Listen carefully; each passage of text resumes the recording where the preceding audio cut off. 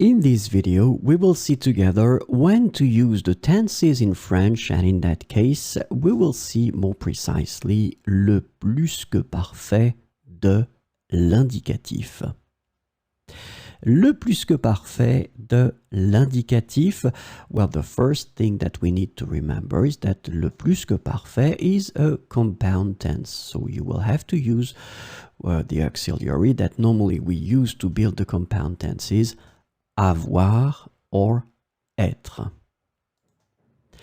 Then it expresses the anteriority of an action in relation to a past action. So we'll see an example and it will be much clearer probably. And then it allows also to imagine the hypothetical. So let's see the first example. J'avais acheté cette voiture en 2022. So in that case, you can see quite easily that your verb j'avais acheté, well, it's the verb acheter. In that case, because we told you that it's a compound tense, you can see that we first use avoir, and it's in the imparfait, and then we put the past participle acheter right after. If you are not sure about how to build this plus que parfait, I really advise you to have a look at my video. I explain you how to build it, how to construct it, and you will see that it's not really difficult. Second example, j'ai adoré le livre que tu m'avais offert. J'ai adoré le livre que tu m'avais offert. So now, have a look at this sentence. J'ai adoré, in that case, you can notice that this is passé composé. And then, tu m'avais offert, this is plus que parfait.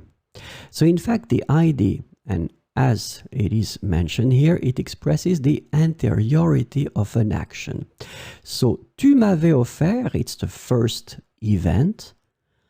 So, you had given me this book, and then I read it and I loved it. So this one is happening after. So that's the concept. First, you will have this plus que parfait, so the first event in the past, and then after that, the passé composé that arrives after. Ah, si j'avais gagné au loto. And this is the normal and traditional one. Ah, si j'avais gagné au loto. So this is, well, the tense that you could use. Of course, you regret somehow, but you imagine the hypothetical.